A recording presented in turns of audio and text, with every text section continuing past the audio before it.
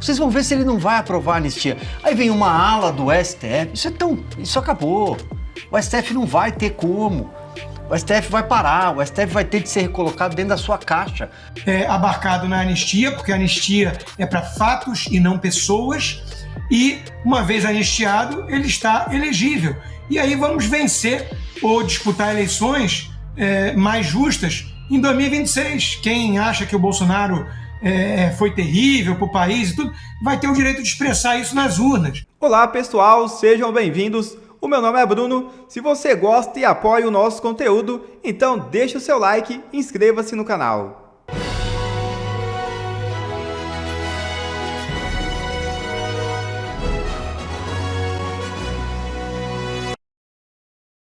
Senado oficializa o afastamento de Marcos Duval. É isso mesmo. Nesta quinta-feira, o Senado autorizou que o senador Marcos Duval seja afastado para um tratamento de saúde. A licença vai durar 116 dias e foi homologada pela Junta Médica da Casa. O documento não fornece detalhes sobre o teor dos problemas de saúde de Marcos Duval. Estados Unidos declaram Nicolás Maduro terrorista e fugitivo da justiça. É isso mesmo. O secretário de Estado dos Estados Unidos, Marco Rubio, definiu o ditador da Venezuela, Nicolás Maduro, como narcoterrorista e fugitivo da justiça norte-americana. A declaração ocorreu nesta quinta-feira durante visita oficial ao Equador.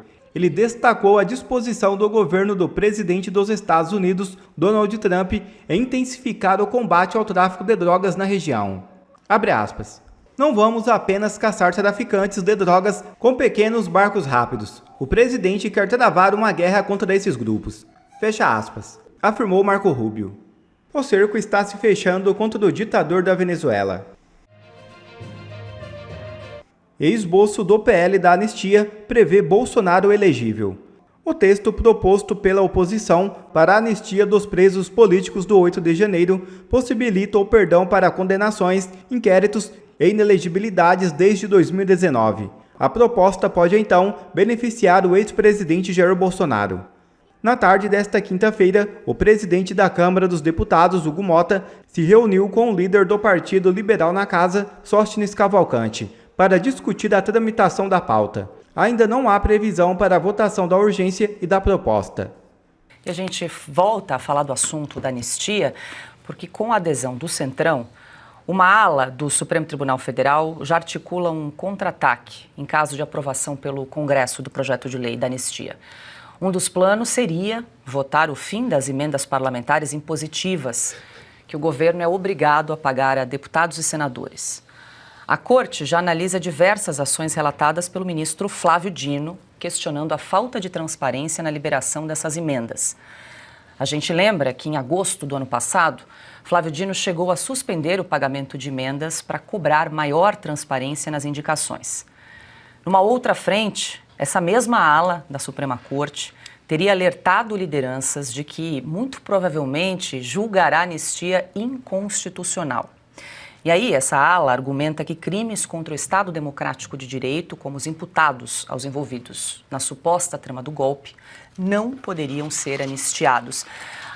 Consta, a gente começa com você, falamos um pouquinho no bloco anterior aí sobre essa articulação realizada pelo Supremo Tribunal Federal, uma articulação política, né, e ali jogando com algumas armas, é uma informação de bastidor, enfim, mas você acha que pode ser um balão de ensaio, alguns membros, porque a gente já percebe um racha no Supremo Tribunal Federal desde a imposição da Lei Magnitsky, daquele jantar, né, realizado pelo presidente Lula, onde parte dos ministros não compareceu naquele jantar, ali já mostrou uma divisão interna entre integrantes do Supremo Tribunal Federal. Mas usando a imprensa para jogar algumas informações, para tentar... É uma forma de coação, de ameaça ao Congresso? Sem dúvida, e tem sido o modus operandi, né, de uma ala do STF, mas eu concordo com a premissa, né, o STF já não é mais o mesmo, existe um racha interno, tem vários indícios disso, em que pese em falas públicas eles negarem e tentarem mostrar apoio ao Alexandre de Moraes, mas a Lei Magnitsky digamos assim, mostrou para que veio, né? E é só o começo. Então eu acho que tem ministro ali assustado, desejando algum grau de pacificação, tanto que o ministro Alexandre de Moraes, como relator, logo na sua primeira fala na primeira turma, no começo do julgamento do Jair Bolsonaro e outros réus, ele fez questão de dizer que todos querem a pacificação, mas isso se dá pelo respeito à Constituição e não com a impunidade, né? Óbvio que quem não tem respeitado a Constituição é ele mesmo. Nos bastidores, o clima não está tão ameno assim. E por falar em bastidor, o site O Bastidor apurou que existiria aí uma espécie de acordo, né, envolvendo essa adesão do Centrão à tese da anistia, de que, em contrapartida, o Jair Bolsonaro apoiaria uma candidatura como a de Tarcísio, e não alguma candidatura com o nome Bolsonaro, Michele ou Eduardo, né? Ele continuando inelegível. Ele seria liberado dos crimes, mas continuaria inelegível nesse acordão, digamos assim. Eu não sei o que há de verdade nisso, mas eu não tenho muita dúvida de que uma ala grande do Centrão deseja exatamente isso. Eles não escondem que adorariam ter os votos bolsonaristas sem ter que ter Jair Bolsonaro ou qualquer parente como candidato, né? A chapa dos sonhos dessa ala do Centrão seria um Tarcísio com Ciro Nogueira de vice, alguma coisa assim, né? Uma coisa bem caçabista. Eu acho que isso não é do interesse de boa parte da população brasileira, que quer o direito de votar em Jair Bolsonaro. Se não tiver o nome de Jair Bolsonaro, vão considerar que a eleição não é legítima, e junto com essa parcela significativa da população brasileira, tem alguém também de olho no que está acontecendo no Brasil dos Estados Unidos que pensa igual, que é o presidente Donald Trump. Ele também acha que não é uma eleição legítima se o Bolsonaro não estiver nas urnas. Então resta combinar com os russos, como diríamos. Bom, agora trago uma notícia em destaque também no nosso site de Oeste, do repórter de Brasília, Christian Costa. Seguindo o assunto da anistia, na tentativa de barrar esse PL, uma ala de ministros do Supremo se articula para reduzir as penas dos manifestantes. O Oeste apurou que a movimentação é realizada no parlamento por 3 integrantes da Suprema Corte, depois da atuação do governador de São Paulo, Tarcísio de Freitas. Já há pelo menos 300 votos na Câmara dos Deputados para a votação do PL da anistia. Integrantes do Supremo conversam então com o presidente do Senado, Davi Alcolumbre, para chegar a um texto que alcance apenas os executores da suposta trama de golpe. Dessa forma, a medida não abrangeria Jair Bolsonaro, considerado o cabeça da suposta trama golpista. Silvio, nós falamos também no bloco anterior sobre essa articulação de Davi Alcolumbre ali em paralelo, né, no Senado Federal, e costurando inclusive com alguns ministros do Supremo Tribunal Federal uma proposta alternativa que nem dá para chamar de anistia. Aí é um projeto de lei para redução de penas, para absorver ali os crimes de tentativa de golpe de Estado e abolição do Estado democrático de direito, redução dessas penas, para que ali parte dos manifestantes, ou talvez a integralidade deles, seja gente que está solta, seja gente que está presa, seja solta, enfim, é uma anistia mais branda, mais light. É uma anistia mequetrefe, essa é a palavra, que não é uma anistia. E não é isso que está sendo discutido na Câmara dos Deputados. A Câmara quer sim uma anistia ampla, geral e restrita. O que se debate hoje é o tempo, é a questão... a anistia de 1979, por exemplo, ela recua muito tempo, ela recua mais de uma década, né? O que se discute agora é se esse texto vai recuar... mais ainda. Para a década de 60, né? O que se discute agora é se esse texto recuaria até o período referente a um inquérito que ainda corre, tem mais de 6 anos no STF, que é o inquérito 4781, ou seja, até 2019, e abarcaria muito mais gente, muito mais crimes. Crimes, eu coloco tudo aqui entre aspas, tá? Crimes segundo a denúncia, não segundo o que eu penso que seja crime. E sim ficar circunscrita ao 8 de janeiro. Essa é a discussão do texto nesse momento. E o presidente Jair Bolsonaro responde nesta hora, no núcleo 1, que tivemos 2 dias de julgamento, terça e quarta nesta semana, tal do núcleo crucial, vejam vocês, né? E, inclusive, o Procurador-Geral da República não conseguiu ligá-lo ao 8 de janeiro. Mas vamos lá, ele responde pelo 8 de janeiro. Isso seria anulado. Esse é o ponto. Agora, o tamanho da anistia, porque como Augusto bem lembrou, foi um texto construído. Augusto, vamos lembrar só um pedaço aqui da história, você me ajude. A anistia começa a ser debatida em 1972 pelo MDB, lá naquela época, que fazia oposição, inclusive, à Arena, o partido que dava sustentação ao regime. O Comitê Nacional de Anistia ele é de 1978. Quando o projeto é enviado, o presidente Figueiredo envia o projeto em junho de 1979 para o Legislativo. Esse projeto vai passar depois. Aliás, o senador Teotônio Vilela foi o primeiro relator. E o que passa no Congresso Nacional da Lei 6683 é um substitutivo. No jargão, no termo ruim de tratar no dia a dia, mas é como se fala dentro do Congresso, substitutivo é um texto ajustado, um texto remendado. Então, o que está sendo discutido é exatamente isso. O Davi Alcolumbre quer fazer um jogo a favor do Supremo, porque está pendurado. Davi Alcolumbre tem problema em todo lugar, tem sujeira para todo lado, todo emporcalhado. Para onde ele olha, para o Amapá, para o indicado dele no governo Lula, Valdez Góes, foi preso, ministro de Desenvolvimento Regional. Para onde ele olha, ele tem problema. Tem muita gente aí que vai precisar salvar o mandato, inclusive, no Senado. Então, deve-se ter alguma cautela quando se debate tudo isso. Porque você, numa hora em que o Legislativo pensa num projeto para pacificar o país, para achar uma saída, para buscar uma solução, surgem alguns atores importantes que não estavam no jogo e outros vão surgir, estou avisando, outros atores importantes vão entrar nesse jogo. A hora que, na vida, às vezes, e aí não estou falando só sobre política, às vezes você só precisa virar para alguém e falar, você não sabe a força que você tem. Você não sabe o poder que você tem na tua mão para mudar a tua vida, para mudar o jogo. Basta que o Congresso entenda o poder que ele tem. São 513 deputados empurrados por votos legítimos. 81 senadores, ou 80, deixa o Davi Alcolumbre para lá, né, para não falar outra coisa. Num primeiro momento, a anistia de 79 não abrangeria os casos dos condenados, dos terroristas, presos e já condenados. Aí fizeram um acordo. Depois, eu não sei por decisão de quem, a anistia retroagiu até 1946. De lá para cá ela vale. E vale, inclusive, para a Bolsa Ditadura. Ela vai até 1946. Eu não sei quem quiser, certamente tem algum caso específico aí que eles quiserem incluir. Mas recua até essa época. A data razoável hoje é 2019. O início do inquérito das fake news. Que é lá onde aconteceu o inquérito 4781. É lá onde você tem jornalistas que começam a perder conta bancária, passaporte, pessoas começaram a se autoexilar ou com medo de voltar ao Brasil. É lá que eu tenho todos os inquéritos sigilosos que começam, né? O 4781 só foi o embrião, né? É lá que começa a atuação fora das quatro linhas. Aliás, é lá que o Supremo fica fora da lei, porque coloca sem provocação do Ministério Público, aberto de ofício, o ministro Alexandre de Moraes indicado sem sorteio, ou seja, começa lá o problema. Alguém imaginar antes de 2019 precisa explicar muito bem. Agora, de 2019 para cá, você tem todas as explicações plausíveis para dizer o problema do Brasil é lá que o Congresso começa a ficar menor, é lá que o Supremo fica anabolizado, é lá que começa todo o problema.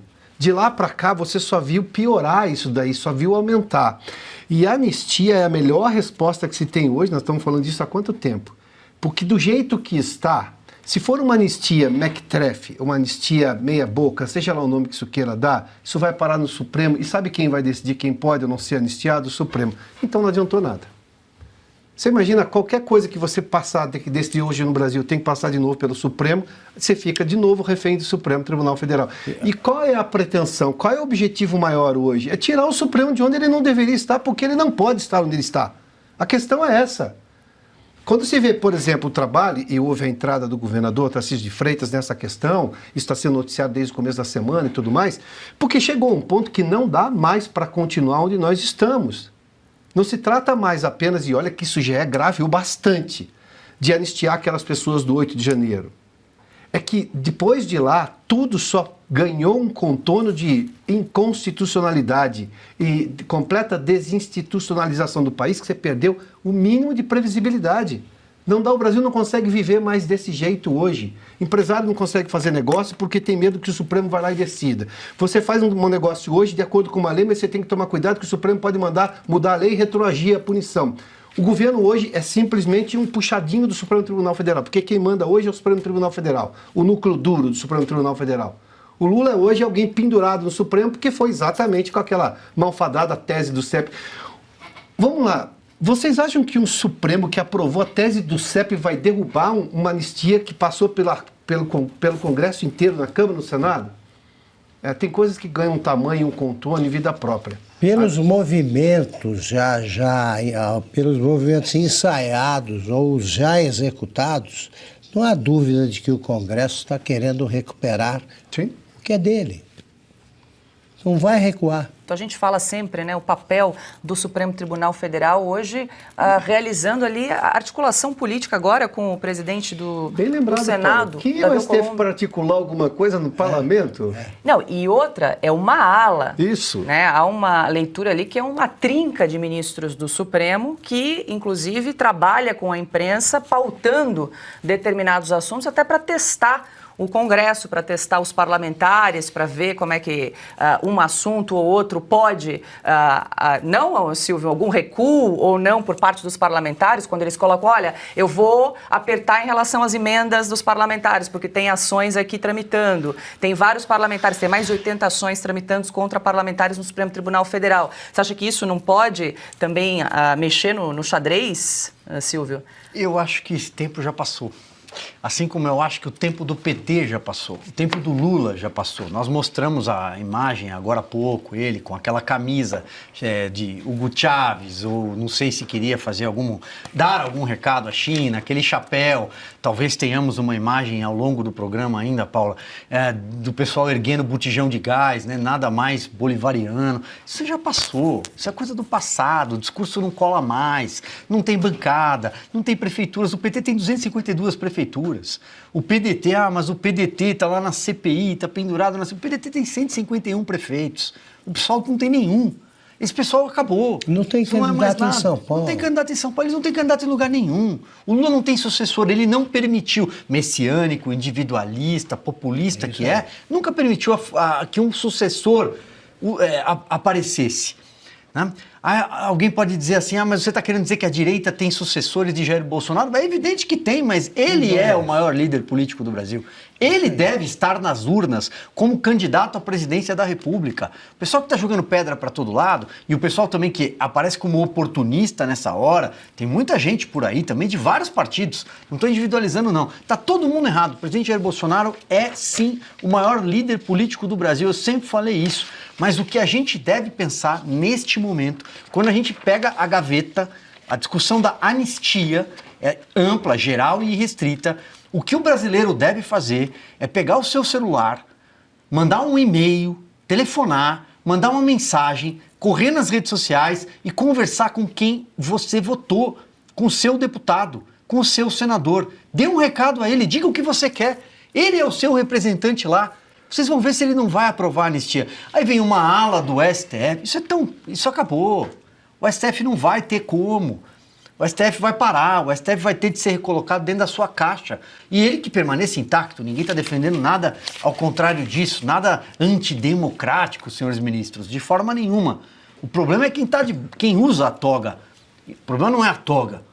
Portanto, o Brasil vai mudar. O vento da mudança está chegando e o time e o calendário político, o calendário da eleição vai ajudar. O Brasil vai dar uma guinada, o Brasil vai largar o PT. E de quebra, o STF, que está pendurado num governo que caiu de podre. Deixa eu passar para o Consta, porque a nossa repórter Sara Pérez, de Brasília, publicou agora há pouco no nosso site da Oeste, Consta, um esboço, vale lembrar, um rascunho do projeto de lei da anistia, que, entre outras questões, prevê que Jair Bolsonaro se torne elegível. Vale lembrar que é um texto ainda em construção, não está fechado, aí uma negociação com várias lideranças, diferentes partidos, Consta, mas esse é um esboço que tem circulado nos bastidores entre jornalistas terroristas, acho que é um ponto de partida, né, para se começar a discussão do PL da anistia, que também estabelece perdão para condenações, inquéritos e a inelegibilidade retornando, né, regredindo a 2019, como bem lembrou o Piotto, o ano da abertura do inquérito das fake news. Pois é, e veja que curioso, né? Isso atenderia às exigências do Donald Trump para retirar a sobretarifa do Brasil. É o único caminho, né? Quem ainda não entendeu isso está preso numa visão de mundo muito esquisita, que ignora aquilo que o Trump vem dizendo e demais autoridades dos Estados Unidos ad nauseam. Veja, o Luiz Inácio Lula da Silva, que foi acusado de corrupção passiva, entre outros crimes, julgado na instância correta, depois validada as penas, aliás, aumentadas pelo TRF4 com juízes e desembargadores que o PT mesmo indicou, com provas sobradas, foi condenado, né, em 3 instâncias. O Lula, num malabarismo do Supremo, já tomado por lulistas, digamos assim, ficou elegível. Dilma Rousseff pedalou, sofreu impeachment, rasgaram o artigo 52 da Constituição e ela ficou elegível e disputou aquele ano mesmo eleições para Senado, né? Bolsonaro fez uma reunião com embaixadores, que é a sua prerrogativa como chefe do Executivo, inelegível. Isso é ridículo. O Brasil todo já sabe, não dá para enganar, não existe mais uma hegemonia de uma narrativa vinda da Globo. As pessoas estão assistindo ao Oeste, as pessoas estão lendo, estão se informando. Não existe mais como você vender essa ideia de que é justo e legítimo manter Bolsonaro inelegível. Por qual crime? Isso não existe. Então, o caminho é esse. Ele tem que estar abarcado na anistia, porque a anistia é para fatos e não pessoas, e, uma vez anistiado, ele está elegível. E aí vamos vencer ou disputar eleições mais justas em 2026. Quem acha que o Bolsonaro foi terrível para o país e tudo, vai ter o direito de expressar isso nas urnas. O raciocínio anterior, eu não sei até onde ouviram, mas era só para dizer que Lula e Dilma foram colocados como elegíveis por malabarismos, né? E o Bolsonaro, que não cometeu crime algum, inelegível. Isso não faz nenhum sentido. Para pacificar o país é necessário tornar o Bolsonaro elegível e deixar o povo escolher.